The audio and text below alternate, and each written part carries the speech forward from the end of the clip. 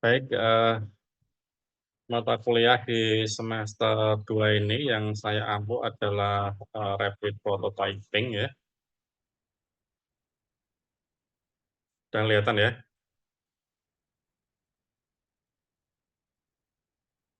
Ya, untuk rapid prototyping kita gunakan buku buku ajar ini yang saya tulis gitu. Sebenarnya ini judulnya kurang rapid prototyping ya. Jadi di awal itu rencananya buku ini adalah teknologi CAD/CAM dan prototyping ya dalam industri manufaktur. Ya, memang di beberapa bab terakhir itu membahas tentang rapid prototyping, jadi nanti bisa digunakan. Kalau mau cari buku ini bisa di bookstore atau di online ya.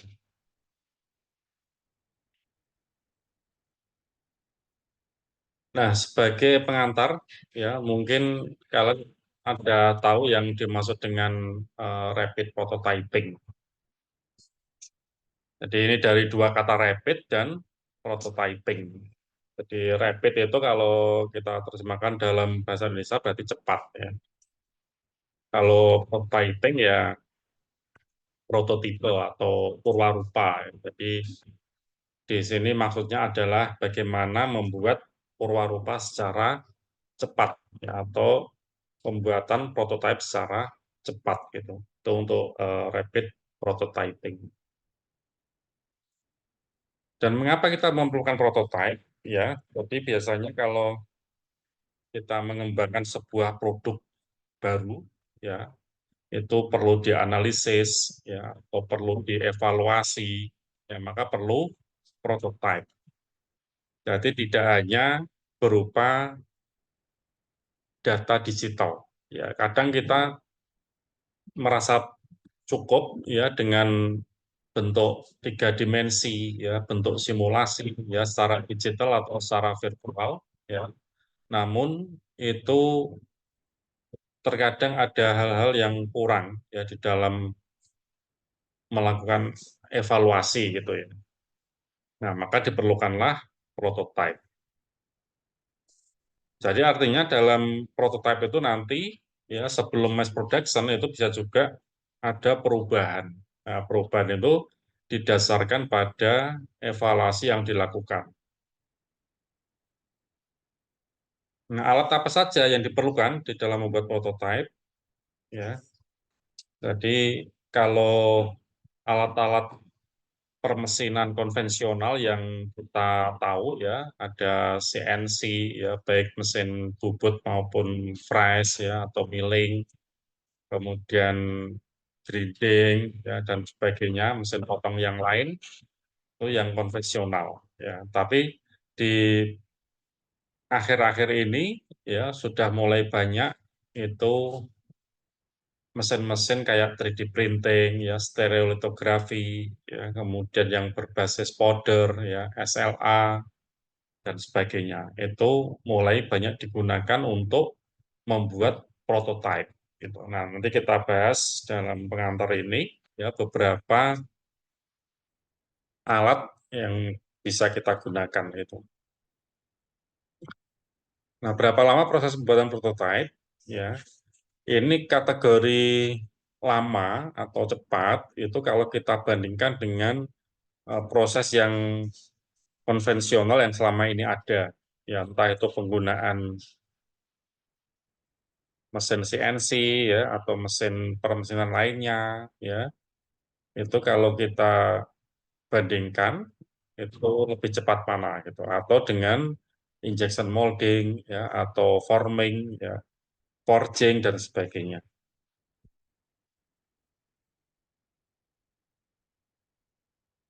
Nah, untuk itu ya, jadi karena rapid prototyping ini adalah cara untuk membuat prototipe secara cepat ya dan ini menggunakan teknologi CAD/CAM ya tentunya ya berawal dari teknologi CAD/CAM yang sudah eksis itu yang sudah existing.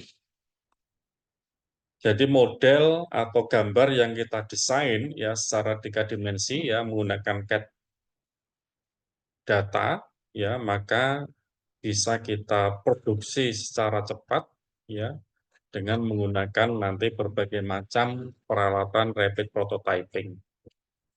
Atau sekarang ini disebut juga additive manufacturing atau layer manufacturing. Kenapa? Karena prosesnya adalah per layer. Ya.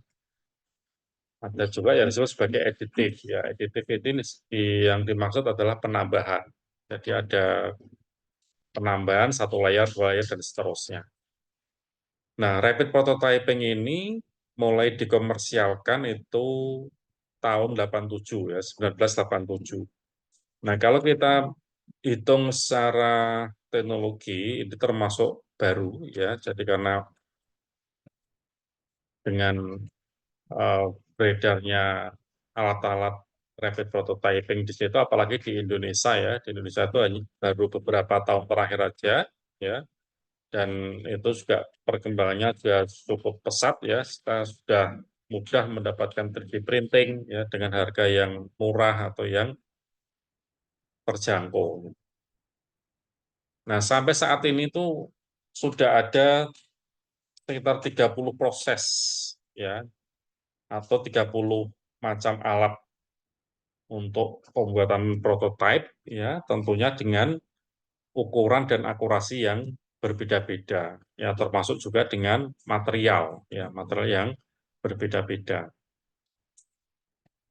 Nah, karena sudah ada berbagai macam variasi, maka proses ini bisa kita klasifikasikan itu berdasarkan material yang digunakan, ya, kemudian berdasarkan sumber energi yang dipakai, ya, atau berdasarkan jenis fotopolimer yang dipakai. Ya.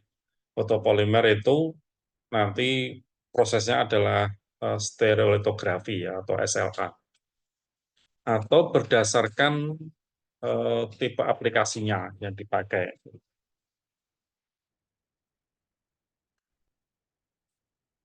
Nah, secara umum untuk proses rapid prototyping ini menggunakan metode layer by layer ya. Dengan demikian kalau kita memiliki satu produk ya, satu produk tunggal itu dibagi menjadi beberapa layer atau banyak layer. Nah, akurasi atau ketelitian ya dari produk yang kita buat itu nanti tergantung pada ketebalan layar. Semakin tipis layarnya, maka akurasinya semakin bagus. Ya. Nah, proses layering itu nanti dibuat oleh CAD ya, dalam hal ini CAD CAM ya, tapi nanti untuk rapid prototyping. Nah, termasuk kualitas ya, kualitas prototipe yang dihasilkan itu juga dipengaruhi oleh bonding atau ikatan antar layer. Ya, jadi karena dibuat per layer, jadi antar layer itu juga nanti ada ikatannya. Ya, nah kekuatan atau kualitas dari prototipe ini juga dipengaruhi oleh ikatan per layer. Ya, kalau ikatannya lemah, ya maka perlu diperbaiki atau diperkuat dengan cara-cara tertentu. Ya, misalnya panaskan lagi ya, atau disintering ulang dan seterusnya. Kalau kita gambarkan ya secara grafik ya di sini kita bisa lihat tentunya yang pertama adalah kita harus memiliki data tiga dimensi ya dalam hal ini yaitu solid model ya.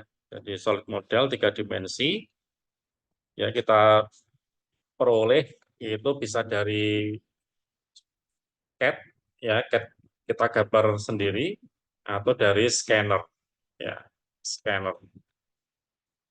Nah, scanner ini otomatis bisa menghasilkan gambar tiga dimensi ya dari objek yang kita scan. Kemudian berikutnya adalah data preparation. Ya, data preparation ini termasuk nanti diantaranya adalah slicing. Ya, slicing. Slicing itu membuat gambar tunggal tadi menjadi potongan-potongan tipis atau membuat layar-layar lagi. Nah, di sini nanti yang mempengaruhi ketelitian dari prototipe yang akan kita buat. Nah, baru setelah itu kita bisa mulai membuat komponennya, ya, atau kita jalankan mesinnya, ya, untuk pembuatan komponen itu. Nah, apakah kualitasnya memenuhi? Kalau memenuhi berarti selesai. Ya, kalau kurang memenuhi, ya ada cacat atau ada toleransi yang tidak masuk, maka harus diulang lagi, didesain kembali, ya, mulai masuk lagi ke 3D solid modeling, ya, atau menggunakan scanning lagi, di scan ulang, kemudian diperbaiki, termasuk sampai pada slicing-nya di sini, ya, atau parameter di mesin rapid prototyping-nya.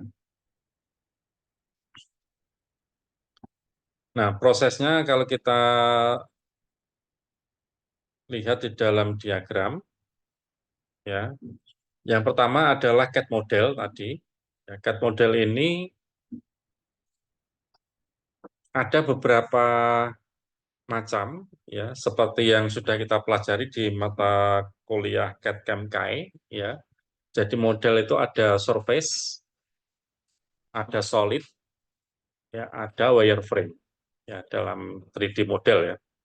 Nah, dalam hal ini yang digunakan adalah surface model dan solid model. Ya, jadi di antara dua ini yang kita gunakan, apakah surface model atau solid model. Kalau surface berarti dia hanya kulitnya saja yang dibuat, ya, atau untuk benda-benda yang berongga. Kalau solid model memang model atau prototipe yang kita buat itu adalah pejal, ya, pejal. Nah, ini kita tentukan di dalam CAD-nya. Ya, software yang akan kita pakai apa? Apakah CATIA, ya, atau SolidWorks yang bisa menghasilkan surface model atau solid model. Nah, kemudian berikutnya adalah preproses, ya, persiapan, ya, persiapan. Nah, model yang kita miliki, ya, baik surface maupun solid itu diubah ke dalam bentuk STL, ya, STL file. Nah, STL file ini adalah standar dari extension file yang digunakan di dalam rapid prototyping. Ya, kebanyakan dia menggunakan STL. Ya. Nah, kalau STL itu berarti sudah final, ya, sudah final, tidak bisa diedit lagi. Ya. Jadi gambar atau desain 3 dimensi yang kita buat itu sudah finish, ya, sudah bagus. Nah, kemudian dibuat STL atau dikonversi ke STL. Nah, biasanya kalau kita memiliki mesin 3 dimensi, ya, mesin printer 3 dimensi itu biasanya memiliki software yang menyertainya. Nah, software itu biasanya memiliki kemampuan untuk mengubah menjadi STL file di sini, ya. Dan juga nanti digunakan untuk persiapan, ya, mulai dari pembuatan support atau slicing, ya, itu di software-software yang menyertai alat yang akan kita gunakan. Ya, biasanya ada. Meskipun begitu, ada juga yang bisa menggunakan software secara umum, ya, atau bisa digunakan ke semua alat gitu, ya. Nah, kalau sudah semua maka masuk ke rapid prototyping proses, ya, pembuatan rapid prototyping, ya. Di sini mulai membuat prototype, ya, mulai membuat prototype. Prosesnya sampai selesai per layer, ya. Kemudian di akhir adalah post proses, ya. Ini digunakan untuk membuang support, ya, membuang support atau penyangga. Ya, penyangga itu bagian-bagian tertentu di dalam desain kita itu terkadang memerlukan support atau penyangga. Nah, untuk support itu kalau kita lihat di sini di dalam desain support itu beberapa software sudah bisa mengenerate secara otomatis ya. Jadi sudah memperkirakan ya bagian-bagian mana yang memerlukan penyangga atau support. Nah, baru kemudian membersihkan permukaan. Jadi biasanya permukaan yang ada bekas penyangganya itu masih kurang halus, ya itu bisa dibersihkan kembali. Nah, kemudian post cure kalau diperlukan, ya post cure itu atau sintering ulang, ya jadi produk yang kita hasilkan itu setelah dibersihkan itu bisa kita panaskan kembali, ya terutama ini bertujuan untuk memperkuat ikatan antar layer, ya dan baru selesai.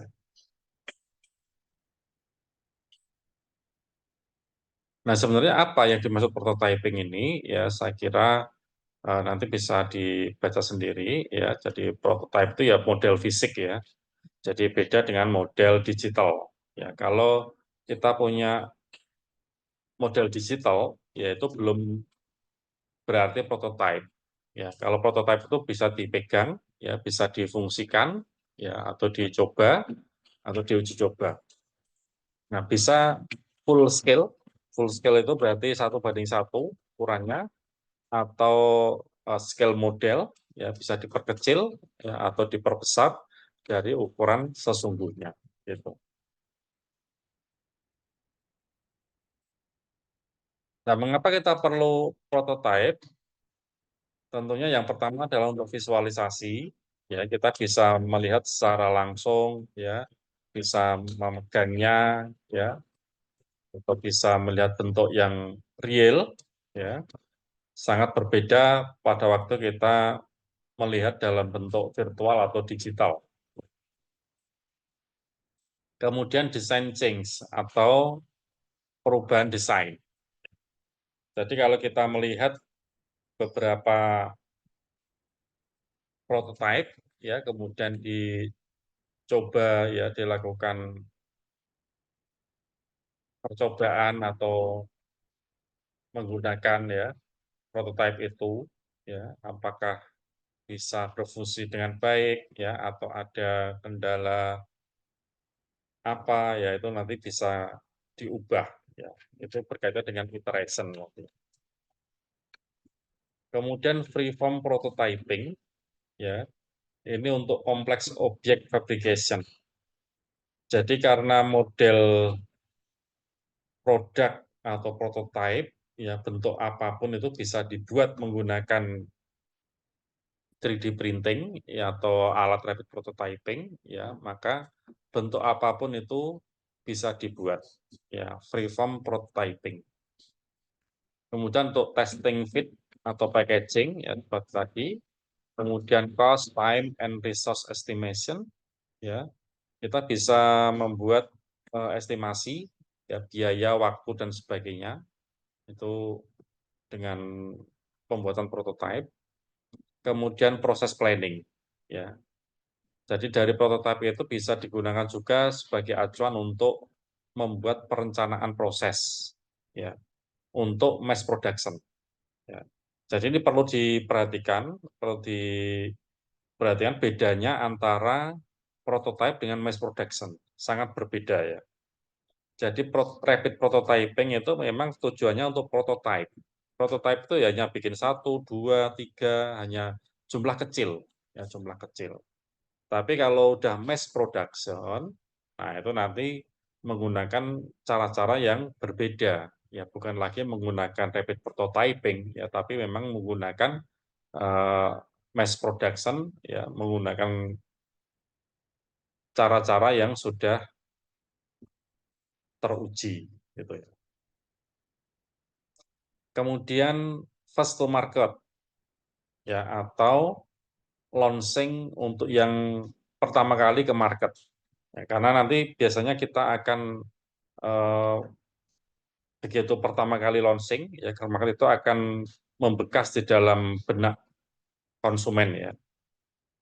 Jadi misalnya kalau bicara tentang misalnya motor matic, nah itu berarti oh mereknya ini misalnya ya. Berbicara tentang televisi mereknya ini. Ya kenapa itu membekas sekali atau menjadi ingatan yang bagus di customer ya, karena pertama kali diperkenalkan di market. Gitu. Itu salah satu strategi juga di dalam memproduksi produk atau memperkenalkan produk. Kemudian rapid production ya atau concurrent activities. Ya rapid production ya dia cepat itu perlu prototype ya. Begitu prototipe jadi ya sudah direncanakan prosesnya, nah, maka bisa segera dibuat. Kemudian JIT konsep atau just in time konsep ya. Jadi JIT itu adalah salah satu sistem di dalam manufacturing ya. Salah satu dari JIT tujuannya itu adalah zero inventory atau tanpa memiliki stok barang ya. Jadi produk itu dibuat berdasarkan pesanan tanpa ada stok. Nah, kemudian yang berikutnya adalah rapid tooling atau no tooling. Ya, ini tren di dalam teknologi. Bagaimana kita bisa membuat produk itu menggunakan alat-alat yang paling minimal atau paling sedikit. Ya, paling sedikit. Makin sedikit makin bagus gitu ya.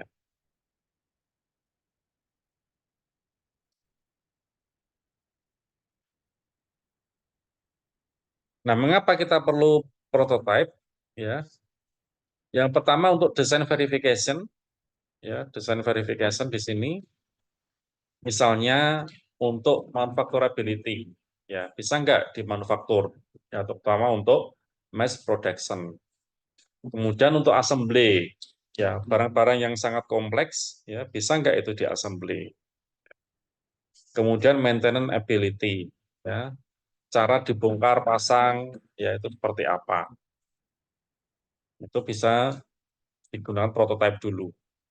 Kemudian reliability-nya, ya kemudian quality, kualitasnya, kemudian desain parameter.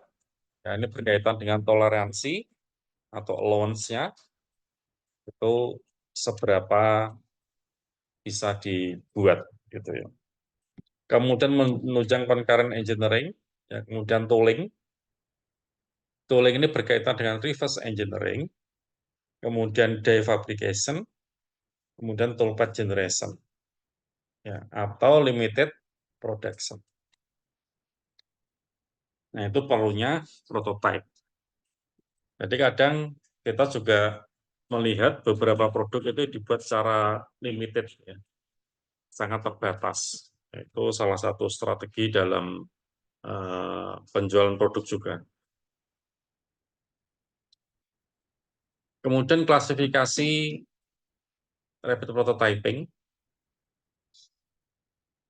Nah, secara umum ini kita bedakan yang pertama ada subtractive proses ya atau material removal.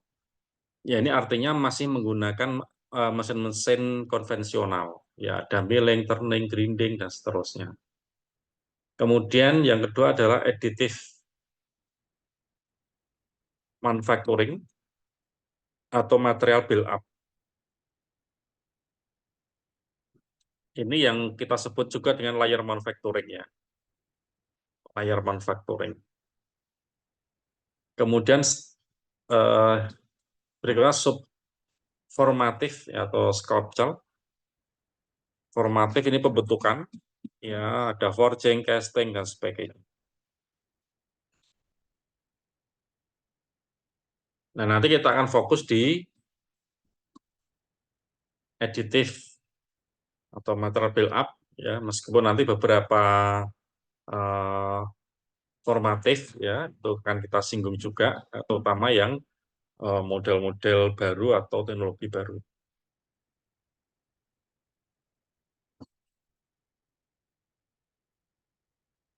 Kemudian sophistication prototyping teknologi ya. Ini beberapa bentuk dari teknologi yang bisa kita gunakan untuk rapid prototyping. Ya, ada desktop manufacturing, rapid prototyping, ya, toolless manufacturing, 3D printing, kemudian freeform fabrication. Ya. Nah, sebenarnya masih ada banyak lagi, nanti akan kita bahas atau kita pelajari satu persatu.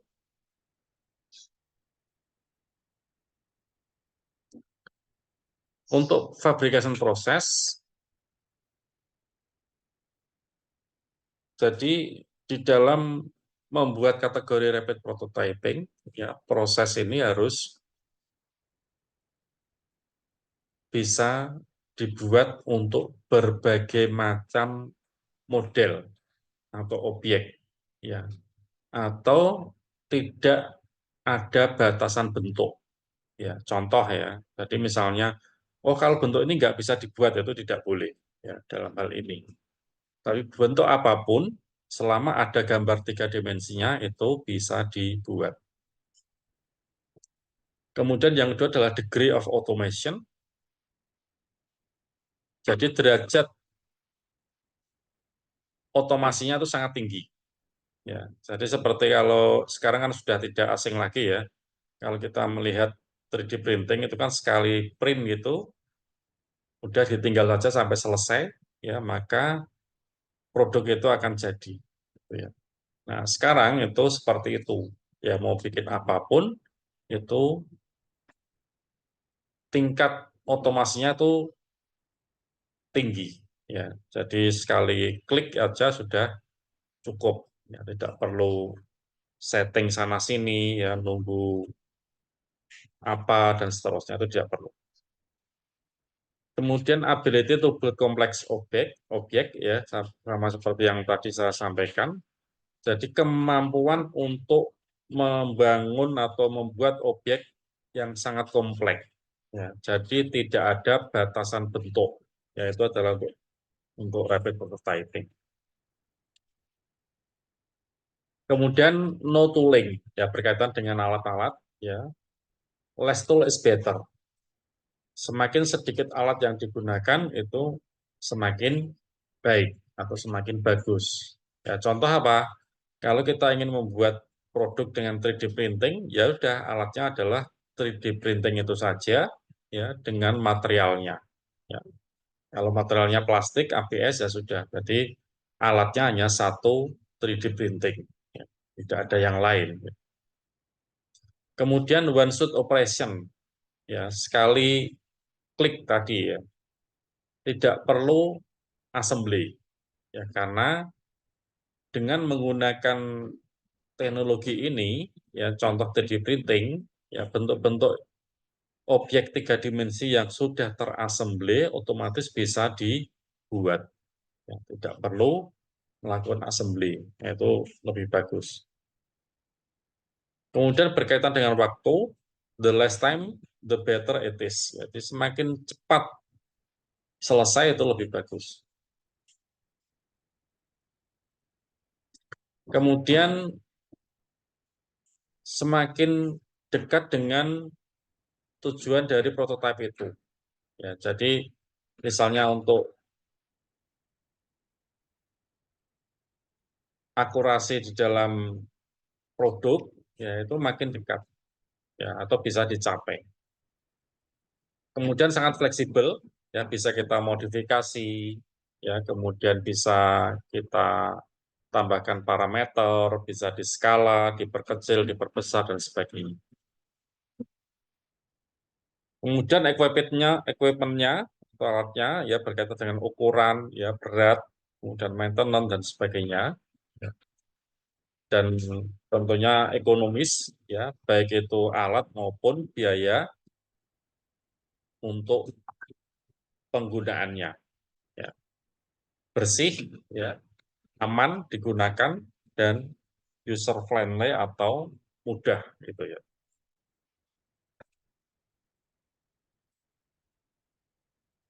Nah, benefit daripada rapid prototyping ini sekedar contoh saja ya.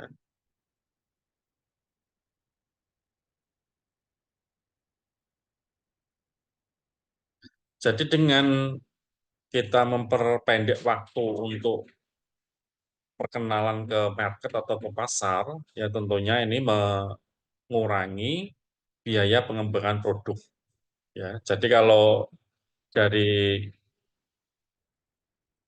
ilustrasi, ya biaya-biaya mulai dari conceptual modeling, ya detail design, prototype test, manufacturing, kemudian produk rilis, ya itu sudah ada perkiraan atau ilustrasi biaya, ya, maka dengan menggunakan rapid prototyping itu bisa lebih hemat.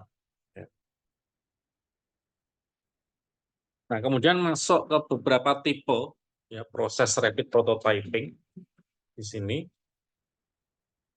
Yang pertama adalah SLS ya atau selective laser sintering, kemudian SLE atau stereolithography, LOM ya laminated object manufacturing, kemudian FDM, fused deposition modeling, dan 3D printing. Ya, jadi nanti masih ada banyak lagi sebenarnya, nanti kan ini masih pengantar ya.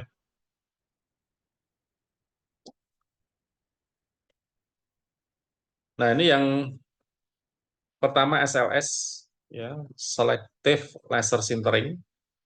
Kalau kita lihat di ilustrasi gambar ya, laser yang digunakan adalah CO2 laser, ya. Kemudian untuk menggerakkan lasernya itu menggunakan optik, ya, atau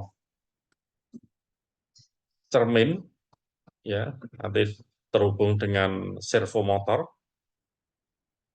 Kemudian ada leveling roll, ini digunakan untuk mengisi ya bagian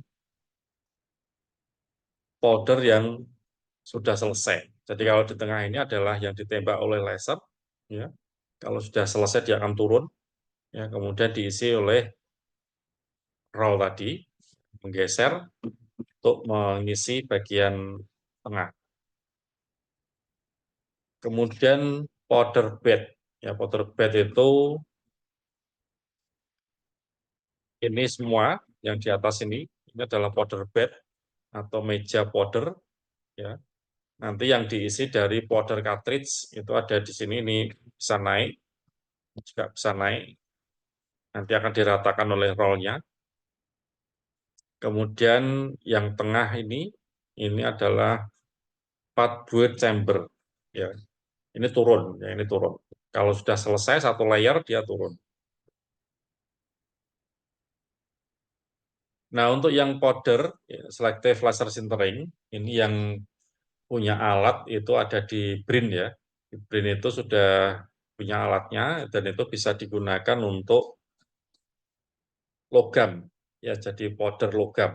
Jadi kalau logam misalnya powder aluminium ya, powder besi ya, terutama yang titik lelehnya rendah gitu.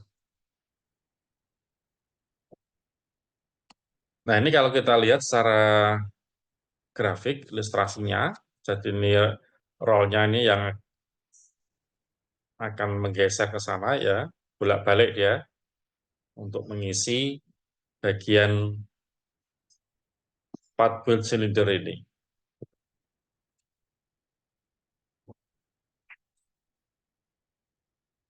Nah, aplikasi dari SLS ya tentunya bisa digunakan untuk visual representation model, ya bisa untuk functional and top prototype, ya bisa untuk pengecekan ya, untuk fungsinya seperti apa ya. Kemudian bisa untuk cast metal part ya, untuk casting ya. Jadi untuk membuat pola di dalam casting gitu atau di pengecoran logam. Keuntungannya ya, advantage ini fleksibel menggunakan berbagai macam material ya, bisa PVC, nilon ya, bahkan pasir ya untuk pengecoran. Kemudian tidak perlu membuat structure to support atau struktur penyangga. Kenapa? Ya karena materialnya powder ya, sehingga material yang tidak digunakan itu otomatis menjadi penyangganya. Nah, untuk beberapa material ya ini tidak perlu post curing ya, atau untuk sintering ulang ya, untuk beberapa material tertentu saja ya. Kemudian disadvantage ya atau kerugiannya. Nah, selama solidifikasi ya, proses solidifikasi, powder yang terkena laser ya di sisi-sisi terluarnya itu juga akan ikut mengeras gitu ya atau menjadi solid. Ya karena pengaruh panas itu tadi. Nah, kemudian tingkat kekasarannya itu eh, juga lebih terasa, terutama kalau powder itu memiliki ukuran diameter yang besar ya atau kasar itu ya. Jadi serbuknya kasar. Nah, ukuran serbuk ini mempengaruhi kehalusan atau kekasaran.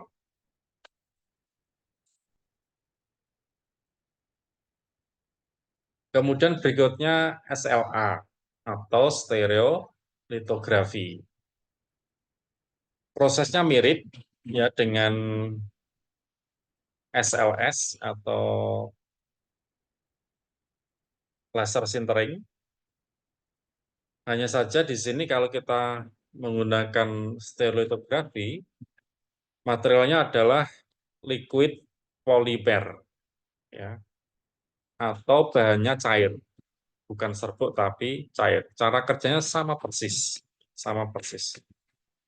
Hanya saja dalam satu bak di sini, ini isinya adalah liquid fotopolimer, ya mejanya ini dari atas turun ke bawah, ya nanti per layer selesai turun, per layer selesai turun, ya.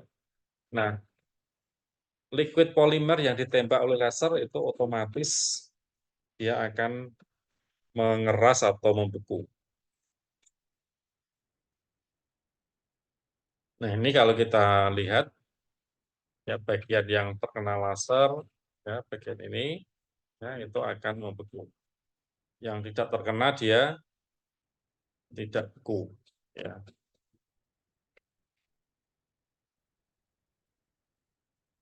Ini beberapa karakteristik dari rapid prototyping.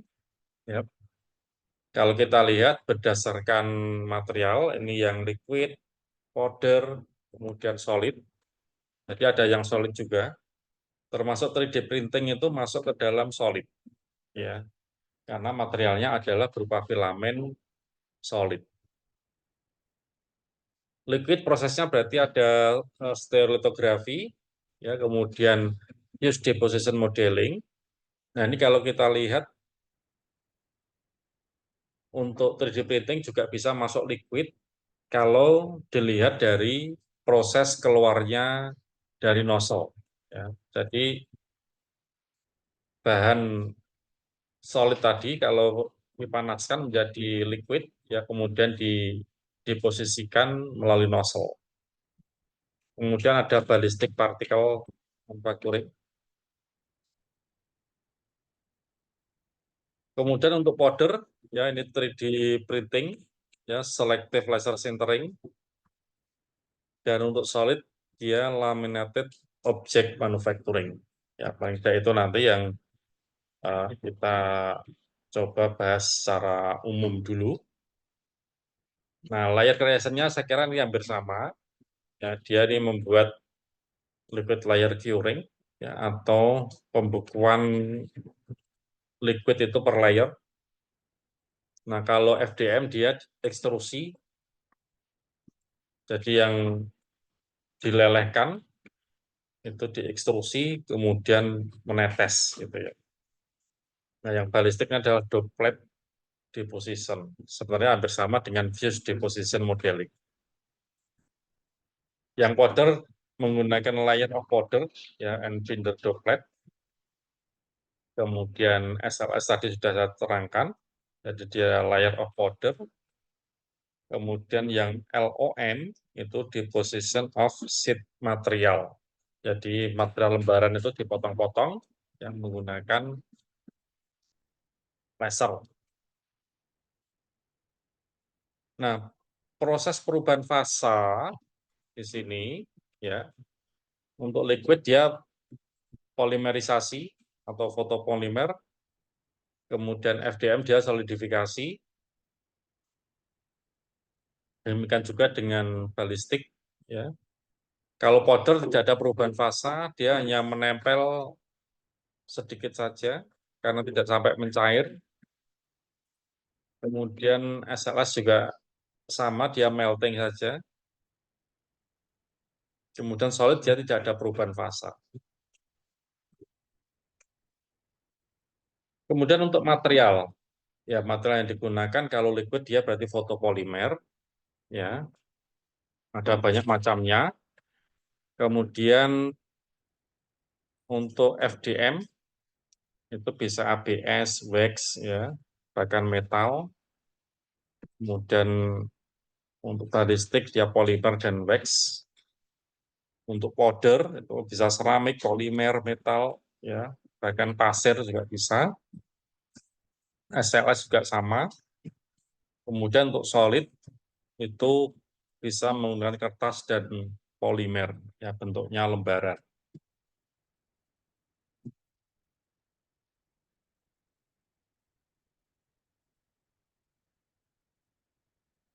Kemudian resin yang digunakan dalam rapid prototyping, ya terutama ini untuk SLA ya.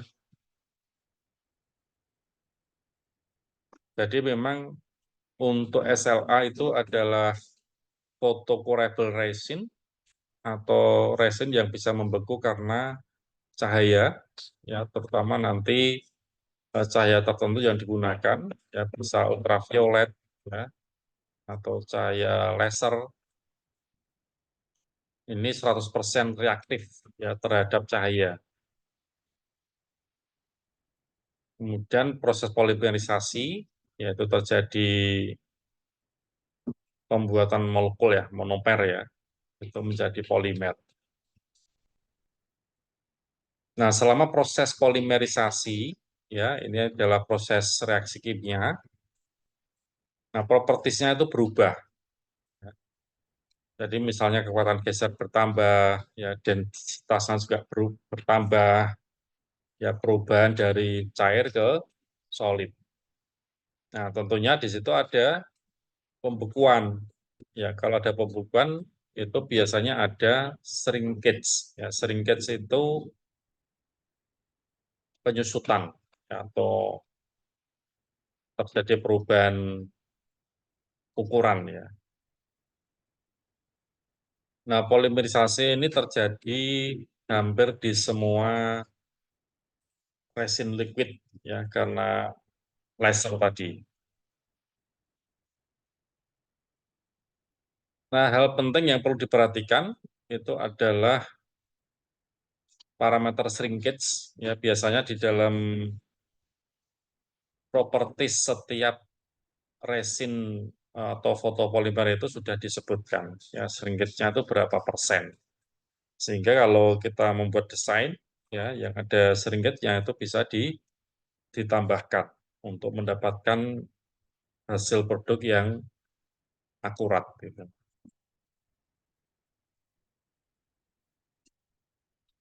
Nah, keuntungan asal resin di sini dia bisa meningkatkan ketahanan impact ya. Kemudian juga memiliki fleksibilitas tinggi ya, kita bisa meningkatkan photo speed-nya atau proses pembekuannya, termasuk meningkatkan kekuatan. Nah, berkaitan akurasi ini yang paling bagus. Ya, kenapa? Ya karena bahan dasarnya adalah cair. Ya, kalau cair itu begitu membeku dia sudah halus ya dan akurat. Jadi akurasinya bagus kalau kita bandingkan dengan yang 3D printing atau model yang lain. Kemudian bisa electrical conductivity. Ya, ini tergantung dari jenis resinnya. Ya, kita bisa membuat produk yang bisa menghantarkan listrik. Kemudian tahan terhadap temperatur tinggi. Ya, jadi kalau menggunakan asal resin itu setelah membeku itu bisa tahan terhadap temperatur tinggi.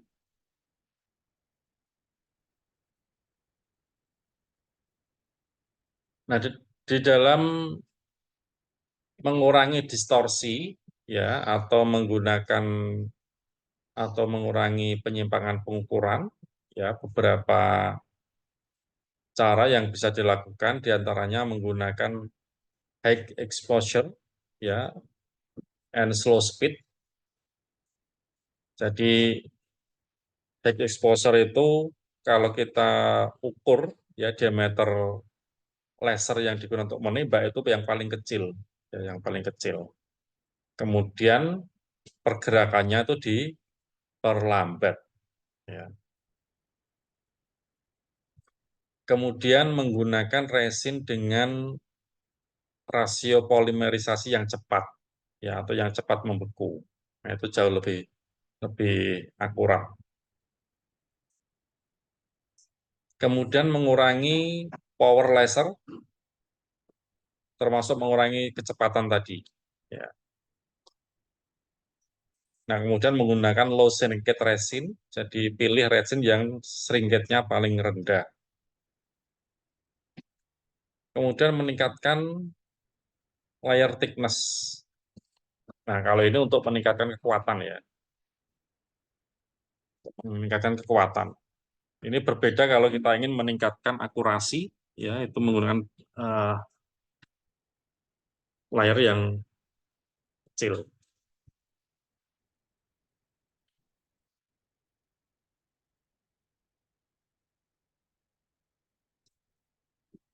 Penggunaannya bisa digunakan sebagai komponen untuk uji fungsionalitas, ya, juga untuk medical model. Jadi beberapa resin itu yang dia memiliki grade untuk kesehatan, ya, atau bisa juga digunakan untuk assembly test. Gitu.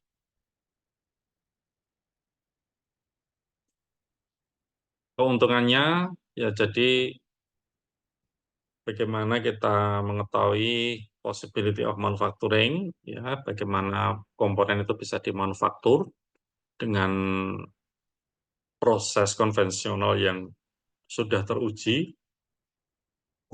atau bagian mana yang tidak mungkin diproduksi. Ya.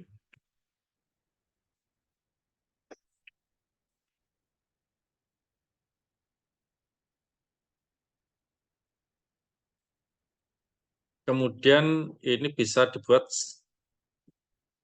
full otomatis ya, tanpa perlu dipantau ya, proses pembuatannya.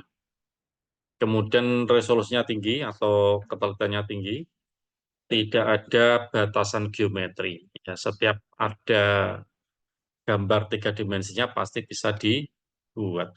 Gitu. Kerugiannya tentunya memerlukan support atau eh, tumpuan ya, di dalam proses desain dan pembuatannya. Kemudian karena dia ada support, maka perlu post processing ya atau dibersihkan supportnya, termasuk untuk bekas-bekasnya dan seterusnya. Nah, berikutnya adalah LOM, Laminate Object Manufacturing. Ini adalah jenis yang menggunakan bahan padat. Jadi bahan padatnya itu berupa roll, kertas, ya bisa berupa kertas di sini. Nanti jalan ke sana ya. Prosesnya sama dengan di SLS ya. Laser ini dia hanya fungsinya untuk motong kertas ya, motong kertas per layer. Kemudian setelah dipotong itu dilem yang menggunakan heated roll atau dilaminasi sehingga nempel dengan bagian bawahnya dan ini turun. Kemudian rollnya geser. Ini yang bekas ya geser ke sini. Kemudian dipotong lagi seterusnya. Nah, kemudian aplikasinya tentunya masih sama untuk visual representation. Kemudian keuntungannya ini bisa menggunakan berbagai macam material ya bisa organik maupun inorganik, ya seperti kertas, plastik, ya seramik, komposit yang bentuknya lembaran. Ya. Kemudian prosesnya lebih cepat dibandingkan proses yang lain karena dia sudah kejal, sudah solid, tidak ada internal stress. Kerugiannya, nah kekuatan objek tergantung dari bonding antar layer, ya, atau proses laminasi tadi. Kemudian untuk komponen yang surface atau yang tipis, dinding tipis, ya ini tidak sesuai menggunakan LUN. Ya, jadi sesuainya untuk benda-benda yang kejal. Ya.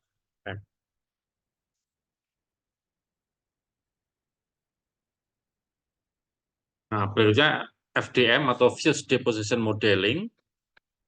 Ini yang paling umum karena banyak sekali alatnya bisa kita peroleh dengan harga yang terjangkau. Ya, ini kita sering sebut sebagai 3D printing gitu ya. Jadi filamen ini, ya filamen bentuk solid masuk ke dalam nozzle. Nah, nozzle ini dipanaskan atau disebut juga liquefier. Nah, setelah panas meleleh, kemudian diekstrusi keluar dari nozzle-nya ini.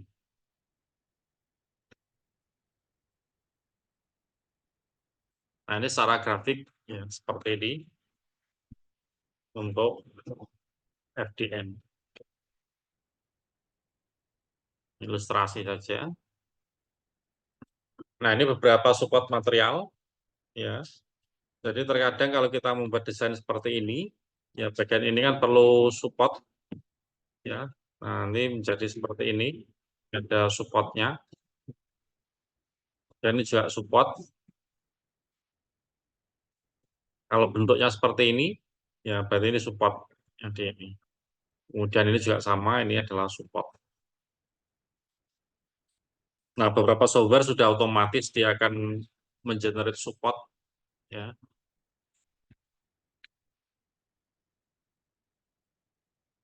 Nah, berbeda dengan FDM yang menggunakan powder ya. Ini tidak perlu support. Contoh misalnya di sini bagian ini, ya ini tidak perlu support karena sudah ada powdernya. Ini juga sama, sudah ada powdernya, juga sama. Nah, kelebihannya itu yang menggunakan powder dia tidak perlu support atau penyangga.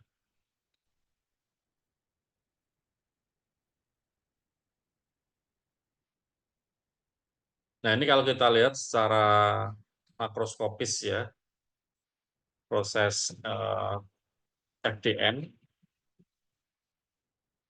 Jadi kalau kita lihat bagaimana partikel-partikel itu nanti terjadi bonding atau ikatan.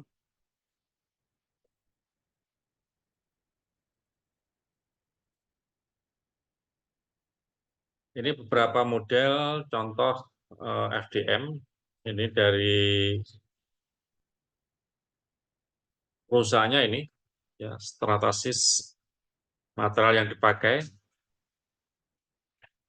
keuntungan dan kerugian. Kalau yang panah berarti keuntungan. Ini bersih, simpel, dan mudah dioperasikan. Bisa digunakan berbagai material. Nah, ini kategorinya mid-range berkaitan dengan performance cost. Ya. Kerugiannya akurasinya rendah, kemudian kekuatannya rendah, terutama untuk arah vertikal. Kemudian lambat di dalam membuat komponen. Nah, aplikasinya ini untuk conceptual modeling, functional test ya sama seperti tadi, pattern atau pola untuk casting. Materialnya itu biasanya ABS ya, yang paling umum digunakan dan paling murah.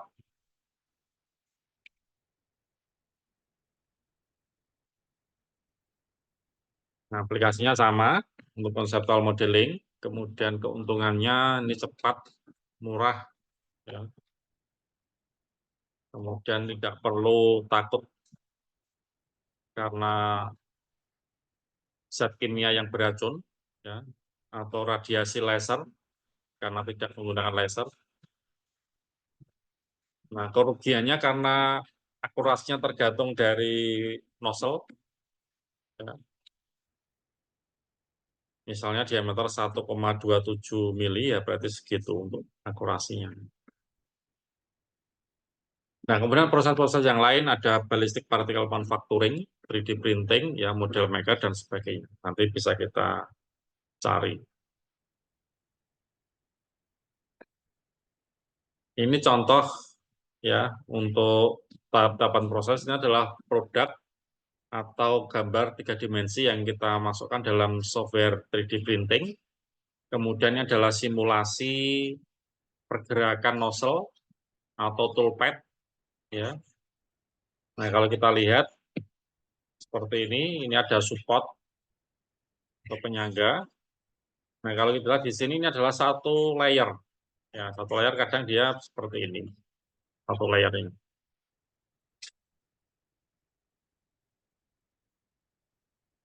Ini contoh saja, ya misalnya menggunakan uh, untuk gigi dan sebagainya.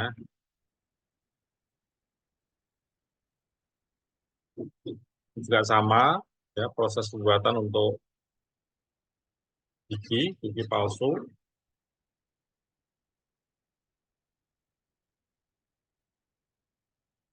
Nah itu untuk mengantar kalau ada yang tanyakan silakan.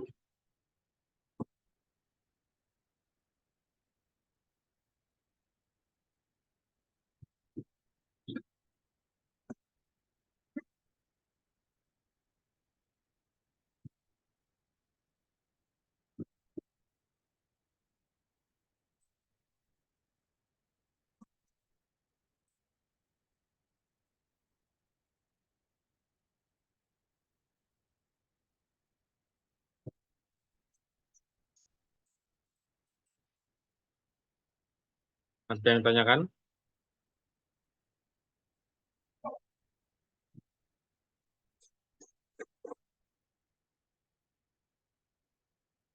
Belum kayaknya, Prof.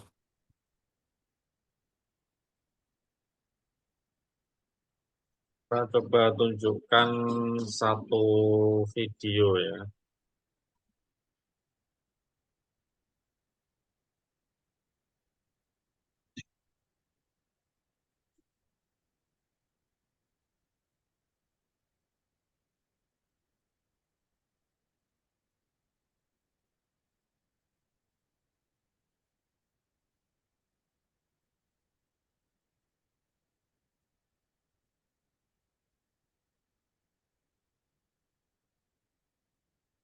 Sebenarnya nanti bisa dicari di YouTube ya untuk melihat sebagai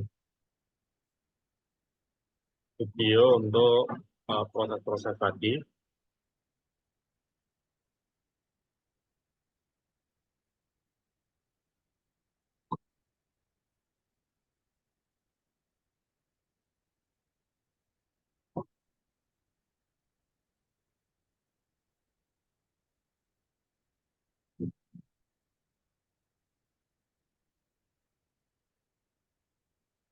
Nanti bisa kita cek juga untuk berbagai publikasi yang berkaitan dengan rapid prototyping.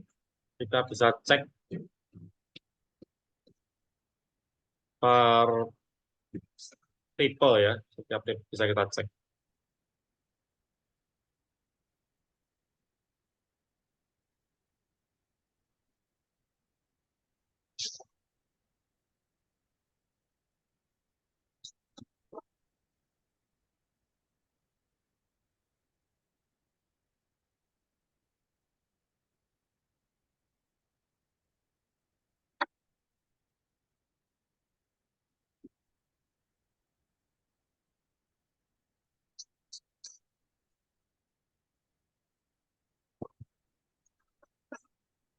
Bentar, saya carikan untuk filenya.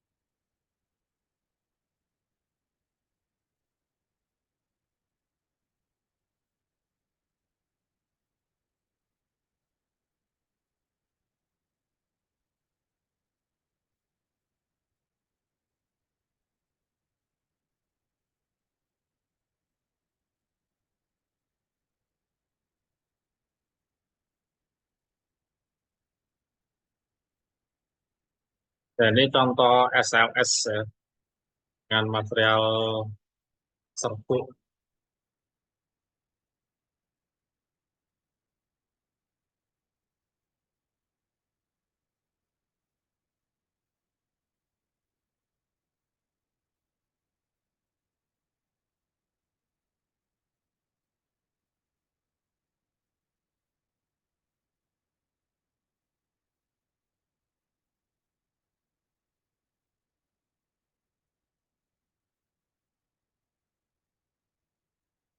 Per layer dan proses pembuatannya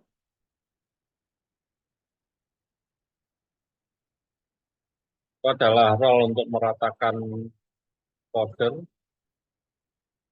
tembak laser.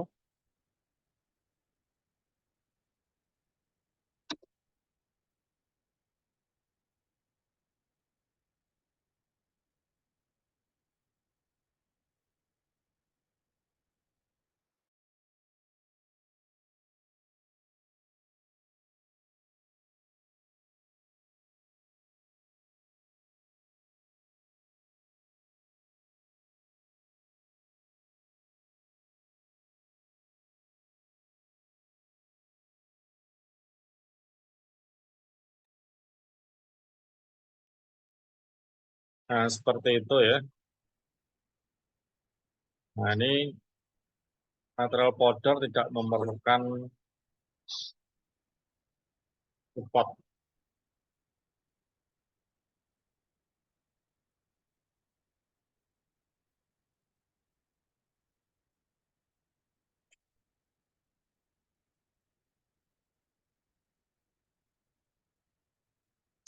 Oke, sekarang kita cek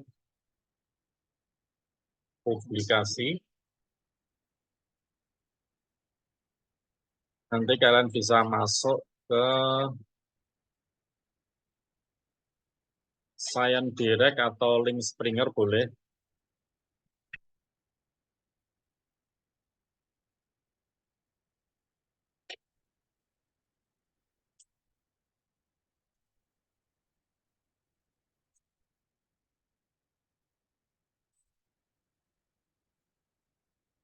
Oke, misalnya masuk Science Direct ya. Ini di Science Direct, kita masuk ke selective.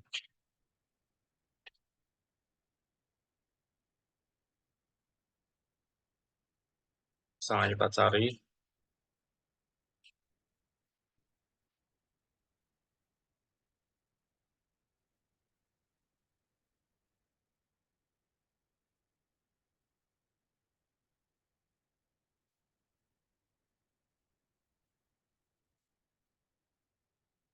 nah ini kalau kita lihat, nanti bisa cari yang open access, kemudian cari yang research article.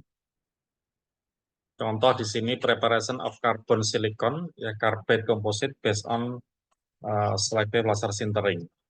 Ya. Kalau kita lihat ini cukup baru ya 2026. Dan kita lihat PDF-nya.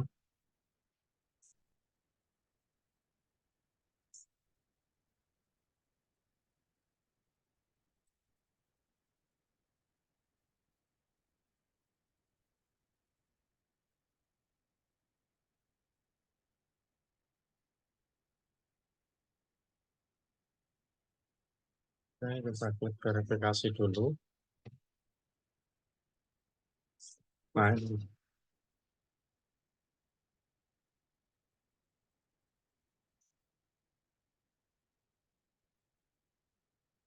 mari kita lihat bagaimana proses ya, SLS-nya.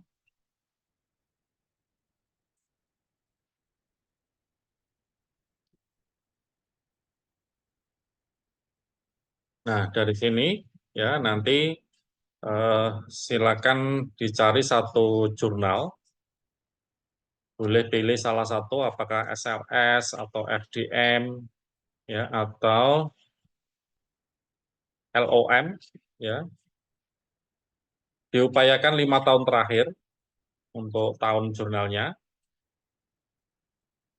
Ya, kemudian dibuat ringkasan, ya, kemudian nanti untuk dipresentasikan. Jadi dari judul, kemudian latar belakang, ya, metode, hasil dan kesimpulan. Gitu. Nah, ini untuk belajar ya di dalam memahami satu jurnal. Gitu. Sebelum kita membuat sebuah review artikel atau tinjauan pustaka, kita harus bisa memahami ya jurnal itu ya, dengan cara kita meringkas ya, dari judul, latar belakang, metode, ya, hasil dan diskusi, kemudian kesimpulan. Nah, nanti kalau itu sudah terbiasa, ya maka di dalam membuat tinjauan pustaka atau membuat artikel review itu akan jauh lebih mudah, ya itu. Nah, terutama nanti di dalam membuat tesis gitu ya.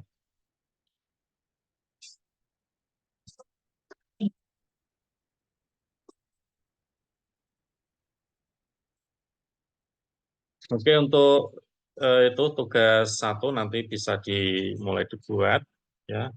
Untuk bulan Ramadan ini kita masih ada berapa pertemuan?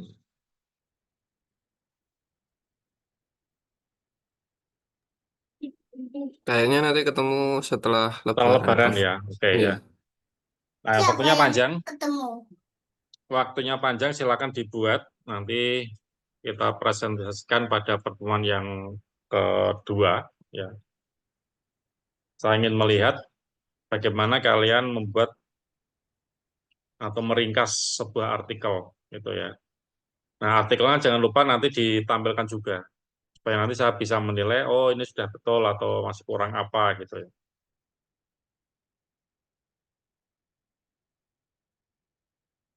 Baik itu, ada yang tanyakan?